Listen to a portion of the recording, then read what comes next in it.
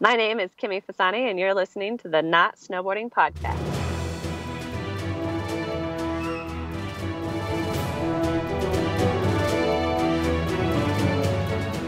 Welcome to episode number 23 of the Not Snowboarding Podcast. I'm your host, Nate Mousson. As you probably know if you've been listening, this is the podcast where each week my buddy AJ and I chat with someone in the snowboarding industry about topics other than snowboarding. Although, somehow, snowboarding always seems to come up, right? How could it not? I wanted to say a couple of quick thank yous, and I'll start by saying sorry that I forgot to thank Snowboarder Magazine in the last episode for helping out with the Oakley Mini Pipe Challenge. And I definitely owe Snowboarder Magazine another huge thank you for bringing Super Park 19 to Seven Springs this week. The whole East Coast thanks you. Also want to say thanks to everyone that's used the Amazon banner ad at the Not Snowboarding Podcast website before shopping on Amazon. It kicks AJ and I a small commission that helps pay for the hosting of the show, and there's no cost to you. Bookmark it in the support page of your browser so it's easy to find before shopping. Thank you again. Since this week's episode with Kimmy is about injury, recovery, and coming back stronger, I wanted to dedicate the episode to my friend Anthony DeMarco. Unfortunately, this past week, Anthony's season ended early with a clavicle that's broken in 3 places. But he's going to recover over the summer and come back stronger than ever for next year. Right, Anthony? I'll see you at opening day at Big Boulder, man. If you want to see an x-ray of Anthony's breaks, he's posted the image to his Facebook page of the sales rep group that he heads up called First Chair Trading Company. Anthony, heal fast, my friend. Let's jump into the chat that AJ and I had with Kimmy while she was on the road. Literally.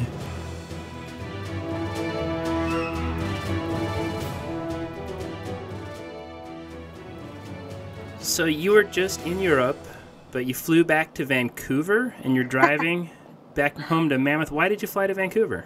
Well, actually, to make it even better, I flew from Italy to San Diego, and then the next morning flew to Vancouver because my truck was at the Vancouver airport since February 26th, and I have to drive it home because I leave again on Monday, and it was the only time I had to get it back to Mammoth. February 26th? Yeah. It is not. It's been like, damn, what kind of bill is that? Like, I know. I actually got really lucky. They kind of told me the best deals to get, like coupons and cards to show. So it was supposed to be $500, and it was $280. That's I guess it's not bad to leave your car somewhere for a month. Yeah. I mean, if there could be worse things, you know. Is that in the Burton sponsor or travel budget? Is that just, you just like write that off to them? Yeah. Or Yeah. Kinda. Yeah. I'll write that one off to them. So you're on your way back from Mammoth. Now, to Mammoth, are you actually solo right now, or did you go on a trip with your husband? Myself. Oh, so we're keeping you company for the drive? Exactly.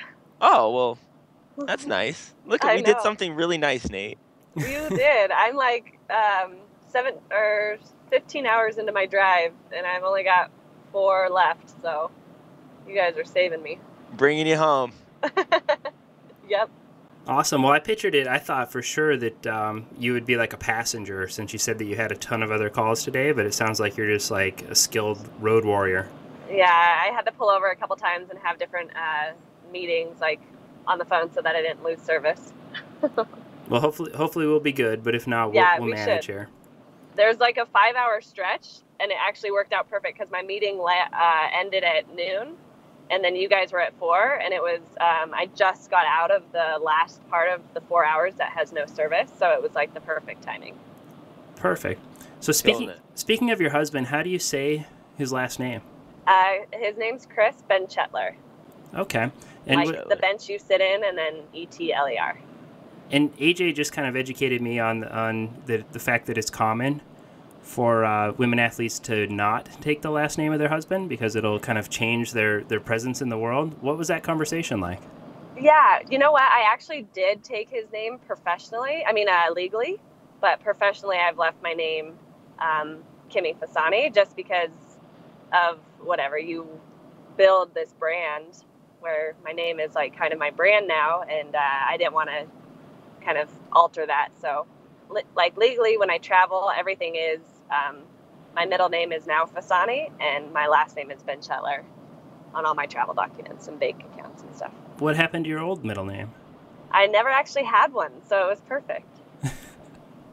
That's too funny. Filling the blanks. Perfect. So he's a professional skier as well, and Yep. you guys get to get out together quite a bit now, don't you?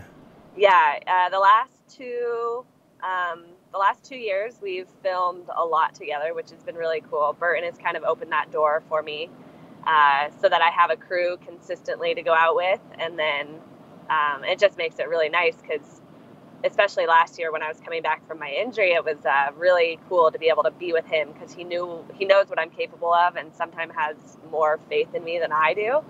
So he was really able to encourage me the right way and give me the confidence to get back on my board.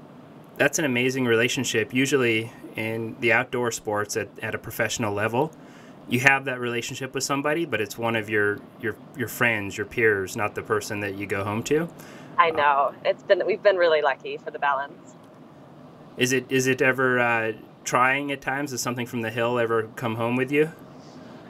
You know, we try to do a good job at making work and home life home, but at the same time, our whole life we've grown up together. We've been together for so long that we've just kind of developed a routine that works. And when we're out in the mountains, we are each other's best friend, just the way we are at home. And I know that sounds so cheesy, but it just is kind of how our relationship was always built. And he's the person I trust the most to give me feedback on what I should hit or what I shouldn't hit in the backcountry. And then at home, I kind of become really domestic, and I love cooking, and I don't know, it's awesome.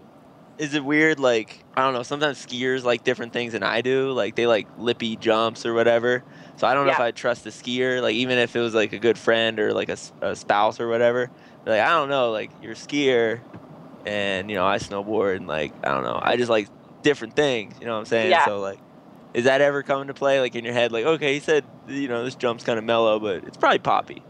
Yeah, totally. And that does happen a lot. And like they see terrain a totally different way because they're going down the hill straight.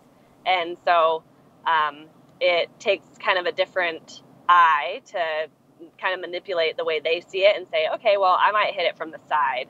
And yeah, that definitely happens. And they can handle a pop a lot better than snowboarders. So sometimes we come into that, but I've kind of just learned how to adapt, and I like to ride all the different features that they hit, and sometimes I sit out and watch what they do, and then I'll learn for next time. You mentioned your injury and that he was key in the recovery. Can we go back to the injury? You know, what happened and what progressed from the injury? Yeah, I just really had a fluke accident in a park. I was riding jumps, and I drifted off a jump into the trees, and I got really lucky that my left leg was the only thing that hit anything solid. But it did a lot of damage. I did my ACL, MCL, PCL, and broke my pelvis in that crash, and it took me off snow for a year, and that was a long recovery. But so many positives came from it, and I was able to kind of reconfigure who I was and what I wanted to accomplish, and that's kind of what last year was. It was just a rebuilding year and getting my confidence back, and I'm happy to have had another healthy season now. During that downtime off snow, you did some reading, right? What were you reading about? You were working on kind of the mental game, I believe. Yeah, I did a lot of reading, just a lot of self-help books, if you will, but a lot of books about fear and present moment and overcoming. I think those were like the three biggest topics that I really looked into, because I knew that if I wanted to get back to the level I was at prior to my injury, I was going to need to have a different focus in my mind, because I didn't want to let my injury dictate how I viewed snowboarding or how I came back to the sport. I didn't want to have anything limit me. And I think freeing my mind was the biggest step in that. Did that work really well? Like, because I definitely, whenever I have an injury, there is some hesitation and there's some like, just timidness. Did you have that at all? Or was it just like you were riding and back to back to how you were before? Yeah, there was definitely some like hesitation and timidness in my riding at the beginning. Mostly it was just trusting that my knee was going to be intact. Like I felt like my mind was stronger than my body for all of last season.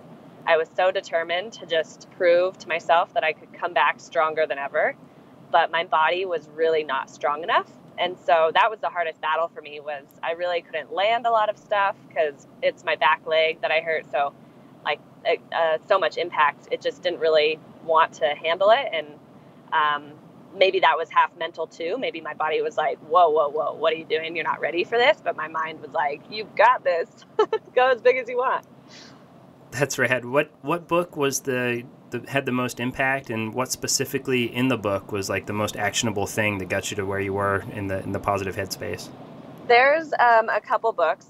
The one that I repeat reading this book probably for like the past 6 years. I read this book a lot.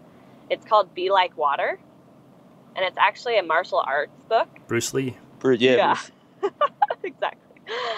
It's a martial arts book, and the way it's written is just so, for me, it's a really powerful book because it's just always telling you to like focus on your breathing and how fear really can't exist when you're in the present moment. And I think those are the biggest things that I got out of the book multiple times over again. But just really centering yourself and figuring out why you're afraid, what that fear is coming from, and how it's only dictated by things that have happened in the past or you're anticipating to happen in the future. And so every time I was standing up on top of a jump, if I started to get nervous or something, of course, I listened to my intuition. You know when you're in danger, but I always just had to really focus on, okay, am I afraid to get hurt again? Or am I afraid that this feature is going to hurt me because it's dangerous? And I was able to kind of come back down and just step up and hit the feature because I knew that I was going to be fine. So being able to kind of come to peace with that last year was awesome. I think everyone that's been snowboarding or anything where you're getting ready to do some sort of trick and it's something that's outside of your comfort zone has had those feelings, but not everyone is able to be conscious and aware that they're having those feelings while they're having them. They're just like, there's these, weird feelings going on inside me. My stomach feels weird and I don't know what it is, if it's a good thing or a bad thing. So it's really interesting to me that you did this work to slow down and say, oh, that's fear. That's because I had this injury in the past. That is not right now. That doesn't determine my future. Would you say that there was like a meditation aspect that came through some of that as well? Oh, completely. While I was going through that whole downtime, I had never been a good person at like being in a quiet room. I always liked having something on, like music or the TV, just something so it was like white noise. And during my injury, one of my biggest focuses too was being okay to just be quiet and to listen to my mind and like be okay and be patient and not try to have so much anticipation or anxiety. And all through that was such a grounding period for me because I was able to really just gather my thoughts and realize that every thought I had was kind of creating a reality for me. And it was my choice to decide how I wanted to feel. And yeah, that's kind of how I took it. It's interesting that you say that you weren't good at being alone in a quiet room. A lot of people kind of cite that, like, oh, I'm not good at meditation. Well, it's the practice, not the being good at it, that gets you somewhere. Yes. I just feel like that's something that people need to hear more and more, because I'll talk about meditation with folks and they'll say, oh, I'm not good at it. I can't silence my mind. I think too much or whatever. And it's definitely not about that. Nobody, unless you're like a level 10 Buddhist monk like AJ, walks around with a silent mind all the time. Right. That's how I feel too. I mean, I think it just takes time, and you just have to be okay when you're listening to your thoughts and detaching from a lot of the thoughts that maybe aren't benefiting you in the moment is a great way to start meditation and start listening to what your body's telling you, I guess.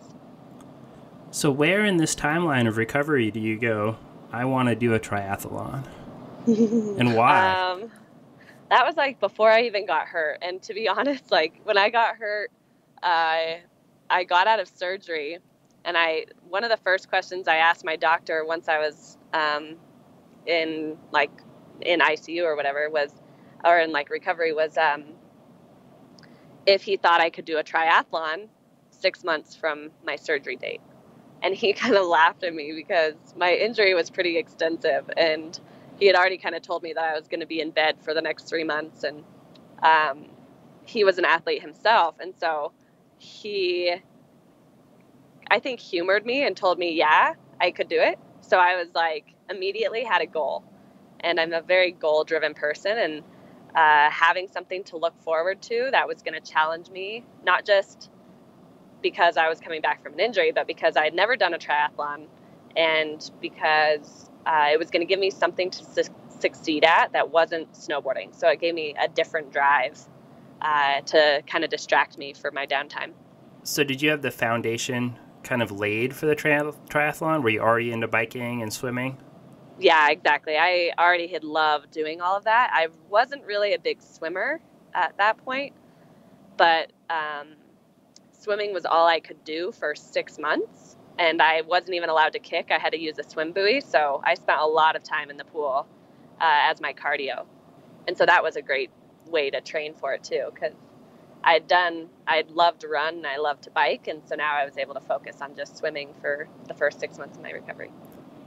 Do you think there's been a changing of attitudes behind like being active and being involved? Because you did a triathlon and you're into biking and climbing and stuff, where like I feel like that's cool now in snowboarding, like to be healthy and to be doing other things to take care of your body, whereas maybe before that was kind of looked down upon, like that was like, oh, that's kind of jockey, or just you should party, right? Totally. Do you think there's that change in attitude? Yeah, I've definitely noticed kind of a swing where maybe it's a progression of the sport and how quickly it is growing and how big the tricks are getting, that people are realizing in order to keep up with the progression, they need to be strong, or in order to recover quicker, they need to be strong. And for me, I think it's something that I've never really been ashamed of. I've always been an athlete, and I love being outdoors, and I love everything that I can do outside to move my body. And it's really nice now that you can talk about it openly without people kind of hating on the fact that it's cool now. I feel like everyone does yoga now, Yeah, exactly. That snowboards, but I mean, there's something to it. Like, I feel way better when I do yoga. Yeah, exactly. And I think that's what's becoming more acceptable, is like, cool, get out and move your body, and you're actually probably going to feel way better, more balanced, more mentally confident. There's just so many perks to being active and healthy that once people get into it, I think there's no real way of turning back, because the other way doesn't feel that great. Yeah, it's hard to do like try to get first tracks when you're hungover and exactly. I did it for years. It wasn't pretty. Yeah, I was never good at being hungover. I gotta step away for like 2 minutes, guys. If you don't hear me. What are you doing, AJ? I gotta pull something out of the oven. Sorry, I thought. What are you making? Yeah, what are you making? Making me dinner? I'm making like a pasta dish, like a vegan mac and cheese with like a cashew nutritional yeast sauce instead of cheese. Amazing. You're speaking my language. I like this.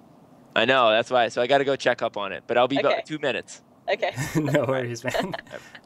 Well, AJ's gone. Let's back up to the triathlon. I'm super interested because I had a knee injury at one point, nowhere near as serious as yours. I tore my PCL, and I went into the recovery guy, and it's funny, he runs this whole place with all these machines, and there's like a pool, and he goes, look around. And I'm like, yeah, there's a bunch of cool shit here, man. He's like, no, look around. It's like, look at these people. And the people were either old or just, really out of shape. And he said, they're not like you. You don't need to be here. What you need to do is ride a bike. And I was like, okay. And he told me like 3 or 4 more times. He's like, you can pay me like $100 a week to come in here and do your thing, or you can just get a bike and ride a bike. And he kept saying, ride a bike. And when we left and shook hands, he was like, ride a bike. He like beat it into my head. I went out the very next day and bought a bike.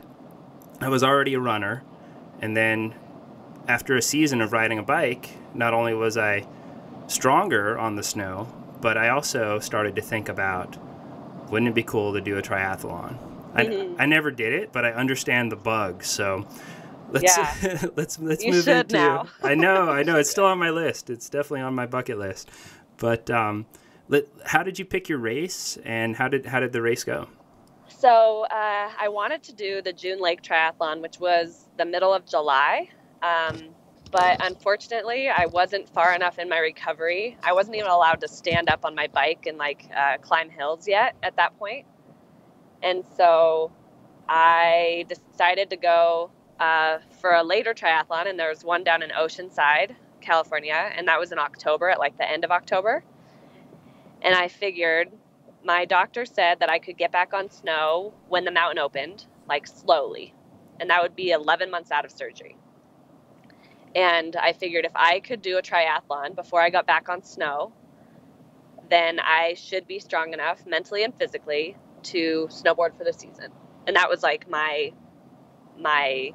focus, or the commitment I made to myself in order to drive myself to do that triathlon. And so that was down in Oceanside. I had a trainer, this guy Brad Jones, who lives in Carlsbad, and he runs a physical therapy office, and he kind of guided me along. But it was nice because I was able to train for that triathlon, but also recover, and the triathlon was down there. So kind of all circled together. Have you always wanted to do a triathlon, or was this something you got hurt and all right, I'm going to do something to prove to myself that I'm capable of pushing my body like I once did?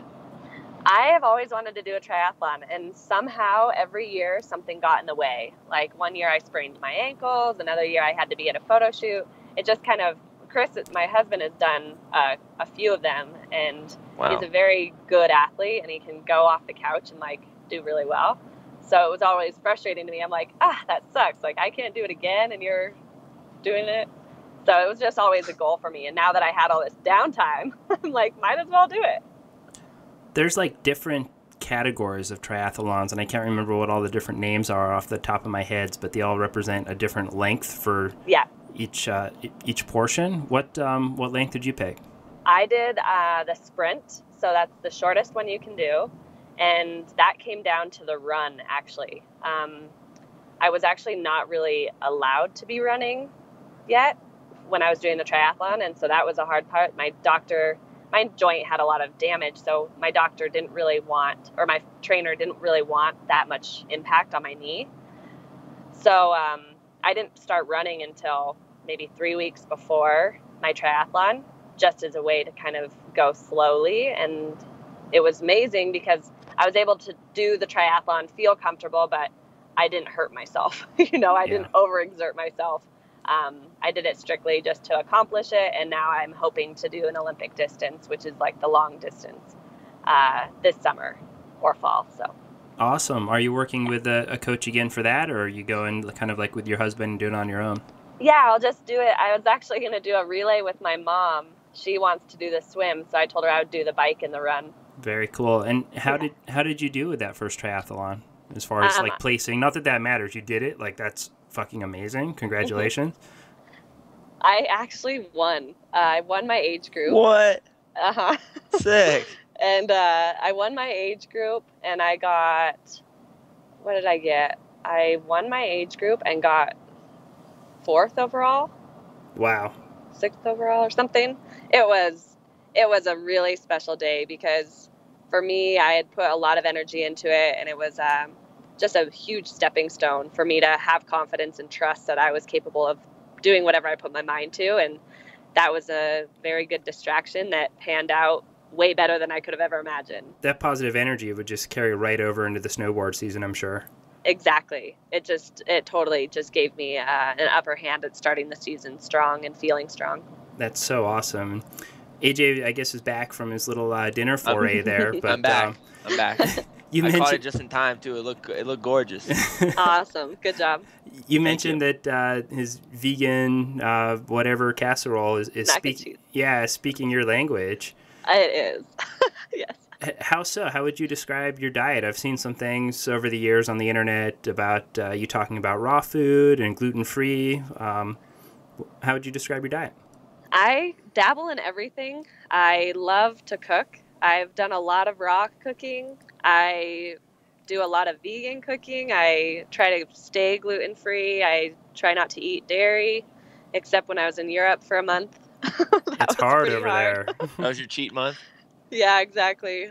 Dairy and wheat were definitely full-flowing there, but Italy, I feel like, is a different wavelength because everything's so good. But yeah, so I just love to cook. So I love experimenting. If I find a new recipe, I'm always ripping them out of magazines. But I would say my diet mostly consists of a vegan diet. I do eat eggs. I do eat some meat. I like to know where it's from. When did you decide to have that consciousness around your food choices? That probably happened. My cousin was a dietitian, and when I was 19, I was having a lot of intestinal issues, just bloating and whatnot, and I wasn't feeling good. So she told me to cut out wheat and dairy, and she kind of walked me through food, and I read Eat Right for Your Blood Type, and I read a lot of books just about different diets that you can do and why they're good for you. And I just started adapting that way and read a lot of packaging and tried to avoid high fructose corn syrup and hydrogenated oils. And yeah, from when I was 18 till now, I've just been pretty attentive to what I put in my body. So between gluten and dairy, those are the two that I hear all the time that people remove from their diets and immediately, within a week, feel some change, a change in skin, or the, like you said, the bloating and the stomach pains are gone. Which one for you, have you identified one over the other that had more of an impact? Definitely dairy. Dairy makes my stomach really upset. But wheat too, if it's a really high processed bread or something like a generic sandwich bread, immediately I'll feel pretty bloated from it. So it's weird because I can eat organic products and don't have too many issues. It just kind of sporadically happens, and I think it may be highly processed GMO products that gets me most affected. I've definitely heard people say, you were just in Europe, that they'll eat the bread over there all day long and have no problems, and then come back here and it's just I can't even eat it. It's painful. Exactly, and that's what I experienced too. I was able to eat pizza, and I have a friend that's celiac, and he was there, and he even was able to have pizza every once in a while. Wow. And it was pretty interesting. I think our processing of gluten and the additional gluten that's added to our wheat products has really altered how our body can digest it. So you mentioned that you like all this cooking and food preparation, so much so that you even have your own cookie bar, or you're a partner in a cookie bar. What's the story behind Mimi's? Yeah, so Mimi's is an organic, full-service bakery now. It started as just cookies. Mimi and her husband Delaney actually run it every day. They're there, and they love baking, and they have created a really cool niche for our local community of Mammoth. And they service about 50% of our clientele is vegan or gluten-free. And we do weddings, they do everything. Cupcakes, they can make bread, bagels, whatever anybody wants in our town, you can special order. And then they do, cookies, and they have ice cream, and I don't know, it's like a full service bakery, and it's been really fun to be part of it. Chris and I actually met. He was a ice cream scooper in Mammoth, and we both have a horrible sweet tooth. And when we got presented the opportunity to be partners with Mimi and Delaney, we kind of jumped on it, no brainer. We knew that our town would really adapt well to having something like that, and it's been a success. It's been really cool to see it grow and expand. So I'm going to Mammoth in a couple weeks. So I'm going to stop by the cookie bar. Yes, you've got to. What should I get? What's the hot item, or what would you suggest? The hot item right now, it depends. If you can do dairy and wheat, there's a pie in a jar, and they have Okay. absolutely just, it's amazing. That dessert is so incredible. But if you'd like something to cater to a vegan or gluten-free diet, any of their cookies that they have, you won't be able to tell the difference if they're vegan or gluten-free or regular. So I would just suggest getting a variety of cookies and trying them and enjoying those. And yeah, maybe a scoop of ice cream. They have really good mixtures of ice cream, so they'll put some of their cookies in some of their ice cream. So that's fun too. Tell me a little bit about the cookie in a jar, because I don't know, I might do dairy that day just to check it out. So they have a bunch of different flavors. They have like pumpkin spice, they have coconut cream pie, banana cream pie, and they even do s'mores in a jar now, where it's like there's graham cracker on top and bottom, and then there's a homemade marshmallow and dark chocolate, and then whipped cream, and you put it in the oven before you put the whipped cream in it, and it melts. Ooh. It's just incredible. A nice caramel sauce on it if you want.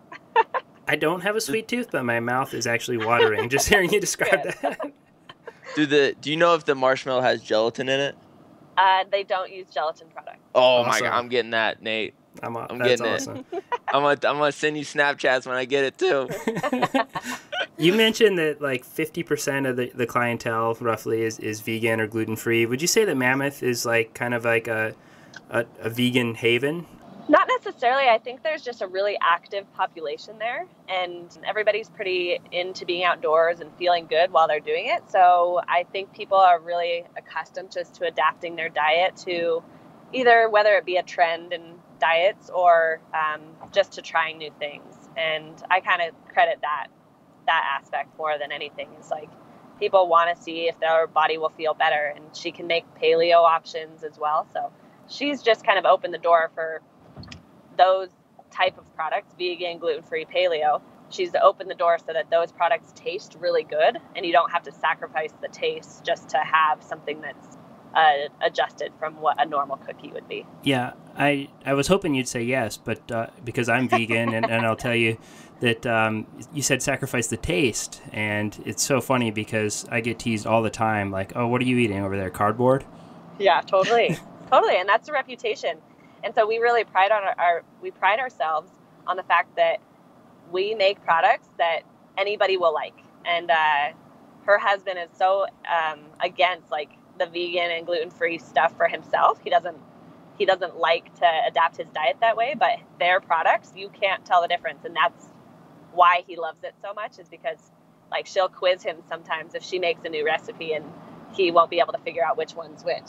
And I think that's the beauty of being passionate about baking.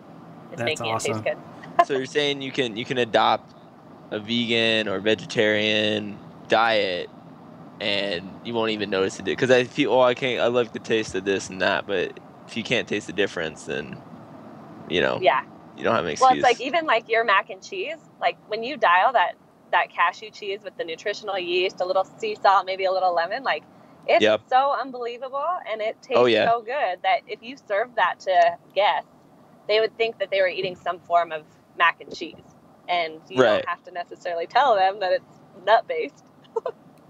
Unless they have a nut allergy, then then I'm absolutely like, I don't want to kill anyone. Hospital trip. I mean, I do that with popcorn, because when I eat popcorn now, it's like I use nutritional yeast, I use a little salt and pep, coconut oil, hot sauce, whatever, it varies. But I'm like, I'll make popcorn and have a bunch and hit my friends with it, and they're like, yo, what is this? Like, because I think they're used to eating the bag popcorn. Exactly. Which is terrible. And then it's like they eat that and they're like, and then they fiend for it. They're like, yo, you making popcorn? Like, they love it now. Exactly. And like put some coconut oil, some maple syrup. Sucking now, child. So good. A little sea salt. Oh yeah. The other reason I was hoping you'd tell me that yes, like Mammoth is a vegan like haven, is because being a vegan and looking for somewhere to move in the future, Mammoth is like on the short list. Oh, good. Keep it there, because it's definitely an amazing community, and we do have our restaurants are definitely on the forefront. Like, they want to cater to that lifestyle and that choice in feeding your body. So there's there's some good food there. What else about Mammoth keeps you there? I mean, you've traveled really all over the world for snowboarding, and besides your husband obviously being there, you choose to make Mammoth your home. Yeah, Mammoth to me, it's just like an adventure park. I can do anything I want. I can trail run, I can rock climb, I can mountain bike, I can go to the lakes. I'm a short drive to the ocean, or like shorter than most places that have everything that I just mentioned. And I kind of like it because it's a small community, and I do travel so much that when I come home, I feel like I'm in this little beautiful bubble where I have all these things at my disposal, but I'm not in a city and I'm not around a ton of people. I can kind of just go home and be home and enjoy nature. How far is the drive to the ocean from Mammoth? It's like 5 hours to LA. Okay. So you could be in Santa Monica in 5 hours. From San Francisco, it's about 5 hours if Tioga Pass is open. But the rock climbing is incredible, and that's been a really big drive the last few years. Did you get into climbing before your injury? I got introduced to it a few years before I got hurt. And actually the year of my injury, I tried to do it a few times, and I was so scared. Speaking of fear, how we were talking about that earlier, I developed a really big fear of heights from my injury, and it was so bizarre. I would get on the wall and I would like start shaking, and I just wasn't okay. So that was another big motivator for me to like read about my mind and figure out why. And this past summer and fall has been really cool because I've totally overcome it, and all the work that I did on focusing on detaching from fear has really helped, and that's kind of helped me push through and excel at climbing. Were you climbing mostly indoor or outdoor or a combination? All outdoor. Yeah, all outdoor. We have amazing, really big gorge just south of Mammoth, the Owens River Gorge. And we have climbing right by our house, so there's tons of rocks there. It's kind of a big mecca for rock climbing, the Eastern Sierra. And are you top roping or leading? I can do both. I can lead, like I led my first 11 this summer. Awesome. So that was pretty awesome. But I do a lot of top roping.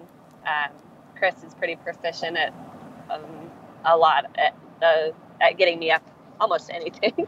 But yeah, we've done a bit of trad. Every anniversary, we try to go and do some cool adventure. So that usually involves some kind of trad climb. Did you notice a difference in your fear level depending on, whether you're doing trad or top rope or lead climbing? Yeah, leading is a little bit more nerve-wracking because you really need to take it slow and think about your movements. Where top roping, you can kind of be mindless and just go because you're on a top rope, so you're safe.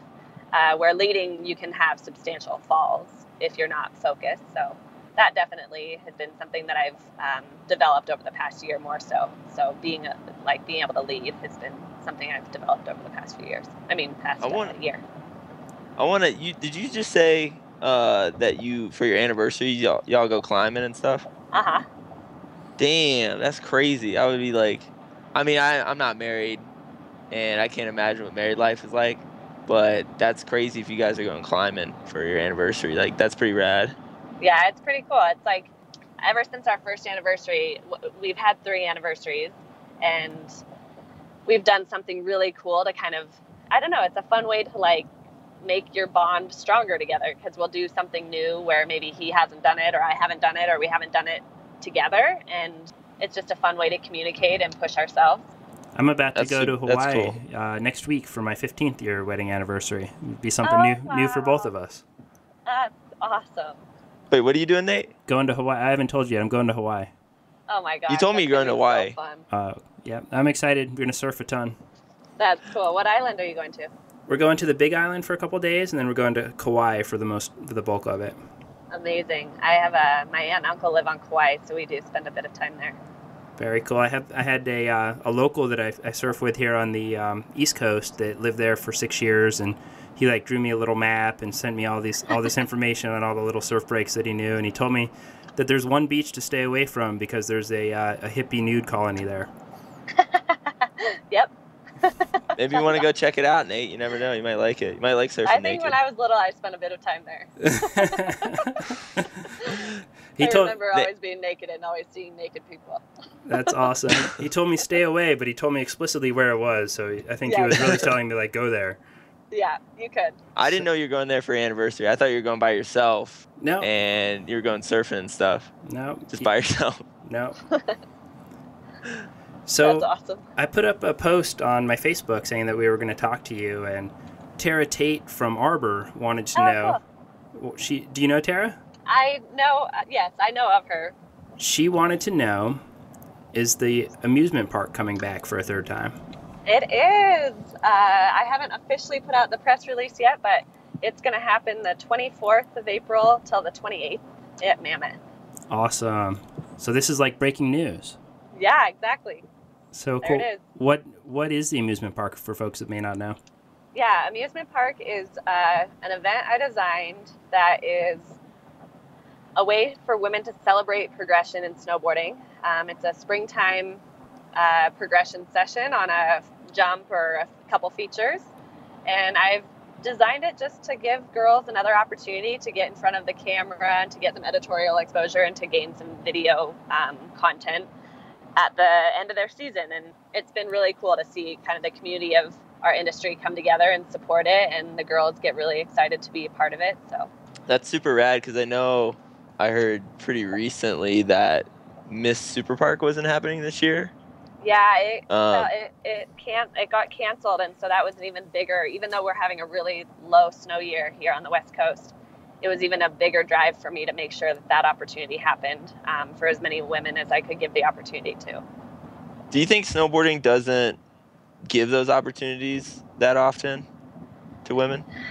I think it's just a different level of support, and it's not that snowboarding isn't providing it, it's just that we kind of have to provide it ourselves if it's something we want. You know, a lot of these kind of events are rider driven, and I would love to see girls back in big air contests, because I think that's a huge platform that we girls could learn a lot of tricks from. I just read an interview that Spencer O'Brien wrote that was talking a lot about that. And I don't know, I think the sense of, or I think that women are gaining more support. And I think we just have to really keep these kind of events going, because it's the only way for women to learn new tricks and get away from the contest scene and avoid the pressures and all the other things that can come with this career path.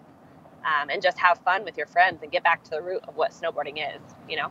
It's funny because I just said that similar thing about an event last weekend at my home away from home mountain here in southern Pennsylvania, Seven Springs.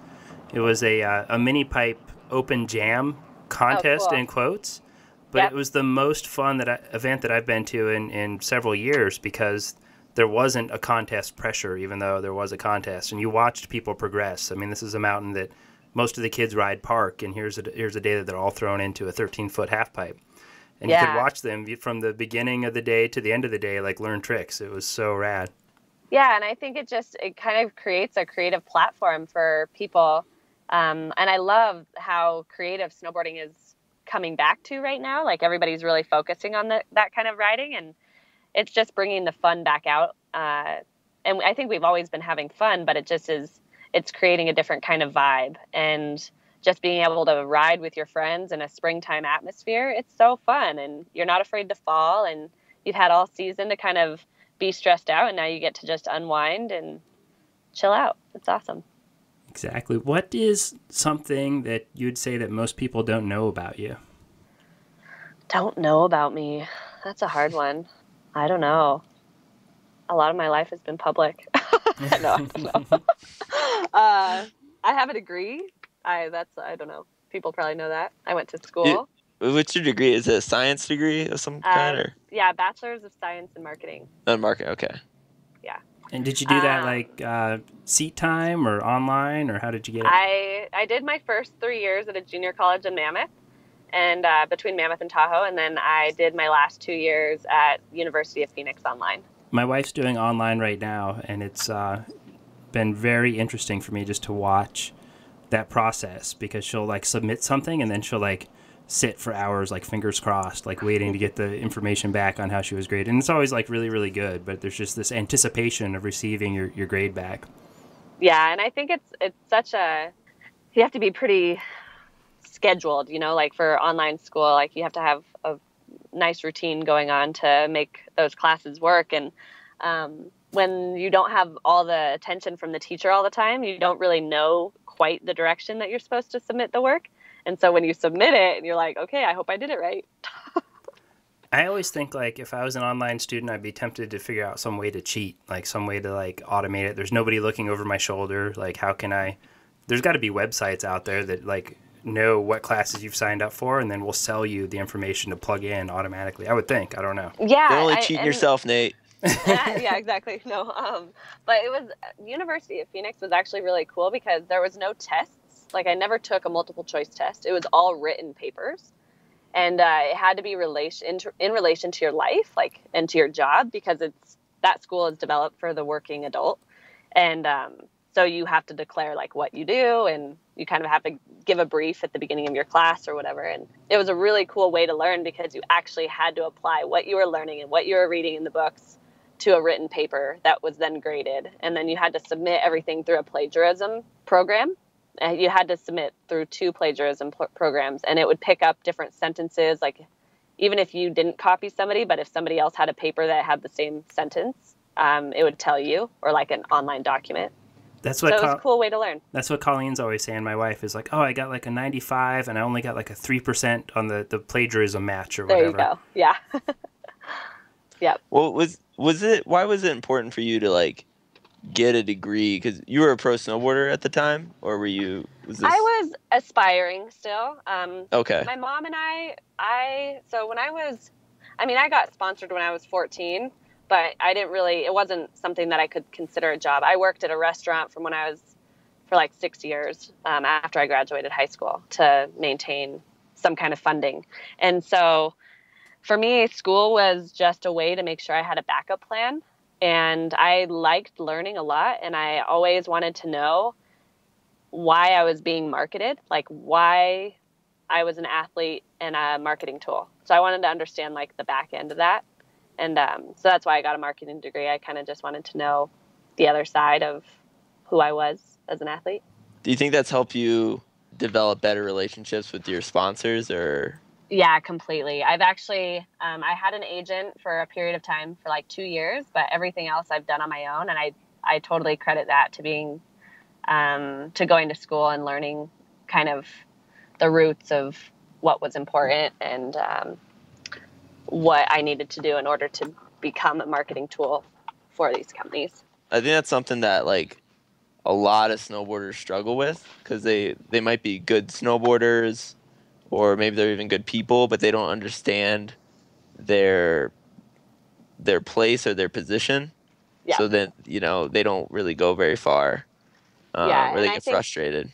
Our careers, so much of our career nowadays is coming down to being a marketing tool, and you have to be so much more well-rounded than just a snowboarder. Like, you have to be pretty proficient in sending emails and organizing the business side of your career. And I think it's a really hard balance for some people who just expect that this career is just going to be snowboarding. And when the whole business side comes to it, you realize that it's a full-time job. I'm seeing more and more young kids that totally get it now, where, like, my generation and maybe even AJ's generation didn't realize it. They didn't realize what their role was, as AJ said. But I have a company that does snowboard boot insoles, and I'm getting kids now approaching me saying, these are my video parts. This is what I have done. This is how many followers I have on each social network. This is what I will do for you. Like, it's like I get some of the best sponsor requests now, as opposed to, like, 6 years ago I would get, like, will you sponsor me, and here's a video edit maybe, or will you sponsor me, please, I'm 7 and I love to snowboard. Totally. It feels like there's some kids out there that really get it now. I don't know if that's just something from the younger generation, or from just running into some kids that are very business savvy. I hope it's people learning, for sure. But I think social media has just totally changed the game, because people are seeing, not that it's a popularity contest, but it's like the amount of exposure you can get. And if you can catch somebody's eye, like a potential sponsor, by something you're doing, or the image that you're representing on social media, that's only going to help you as long as it's a positive image, you know? I just imagine these like 13-year-olds negotiating with sponsors. Like, all That's right, real. here's what I can do for you. Okay. And what I want you to do, take your offer. I want you to double it because I'm not doing it for what you're telling me. Yeah. Just like playing hardball. Yep. So And they have like so many followers on Instagram Yep. now. I have kids like they're in high school. They're like, oh, I got like 10,000 or something. I don't know. Just I everyone know, follows. and I wonder if it's because there's so many like-minded kids out there now that's like how they communicate. That's what I've heard. Like Snapchat, kids don't hardly text anymore. They use Snapchat or Instagram or whatever. They don't use Facebook. They stick with all these younger outlets that's allowing them to not necessarily have their parents monitoring everything that they're doing. Their parents are the ones on Facebook, and they're the ones on the other social media. I've noticed that, like working with kids, like I work with kids in the summer, and it's difficult to connect with them on social media because I think there's an idea of like, well, you have to be careful communicating with kids. Yeah. So a lot of times I'm like, I don't really use social media, man, or like it's not, or I don't have one, and they get really offended. Like, what do you mean? Like, what, you don't want to be my friend? Like, this is how, and like, and follow me. Like, I followed you, I found you, Yeah. and it's a weird dynamic for me. Yeah, I totally agree. It's just a weird way of communication in general, like being responsible for your actions and showing people who you are kind of totally transparently, because people post really crazy things not thinking that they'll get in trouble by the cops or something. I just heard a really funny story that was like a kid just got his driver's license and posted on Instagram going 100 miles an hour on his way to work, and his mom called his work and made him come home because he was grounded. It's like or like the girls who wrote in Rome, they wrote on the Colosseum. They etched their names into the Colosseum. Yeah. And then they posted the photo on Facebook and got fined like 25 grand or something. It's like, wow. Do you not think your actions are gonna be seen? You're posting it socially. Yeah, I was like rappers that always like post like, I got all these drugs, and it's like, man, don't you know the FBI looks at that shit? Like, come on. Yeah, exactly. What are you doing? Like, trying to sell more records, or are you trying not to go to jail? Like, come on. Yeah, exactly. Where it's been stressful for me in the past is on relationships. I think that there's a number that humans have evolved to really have like 150 real people that you like know. Uh-huh. And then as soon as you get over that number, I want to say it's like called Dunbar's number or something like that. It's probably the brain scientist that came up with it. As soon as you get over that number, you're just like, the average brain can't handle it. It can't maintain more than that many relationships. But everybody has like at least that many, if not more, Facebook, Instagram, Twitter, friends. And then you run into these people in real life. And it's like, oh, well, you're thinking not just about your last interaction with them in real life, but what was the last thing that you did with them on the internet, or exactly, or they see you out somewhere and you get like the text or the comment like, oh, well, that's nice. Why didn't you tell me? I just ran into a kid that I hadn't seen in 10 years. Somebody I went to high school with, and I ran into him at a climbing gym in Reno, and he knew everything about my life, and it was so crazy because we didn't really even have to talk because he had watched it all unfold on social media. It's so weird. And there's positives to it too. I mean, there's tons of positives. I get to keep up with family all over the country. Exactly. And I mean, you have your eyes on your friends all the time, and you're able to communicate even so far away from each other now. It does make it a pretty small world. So as we start to wind down here, there's a couple of questions that are kind of like recurring questions on the podcast. And I'm not quite sure how to frame this first one for you, but I'm thinking that kind of lumping like triathlon, swimming, running all into one category, snowboarding into another. If you could only pick between one to do for the rest of your life, which would it be and why? Ooh, that's hard. I would say snowboarding, because there's so many different elements to it. Like, I can hike with my snowboard on my back. I can still do all the activities I want, but I get a really, really fun rundown. Very cool. Great answer. I would say, I'd add to that, if you could pick one to do with your husband for the rest of your life, which one would you do? I would say rock climb, because you can go so many places in the world and experience amazing sights and amazing adventures.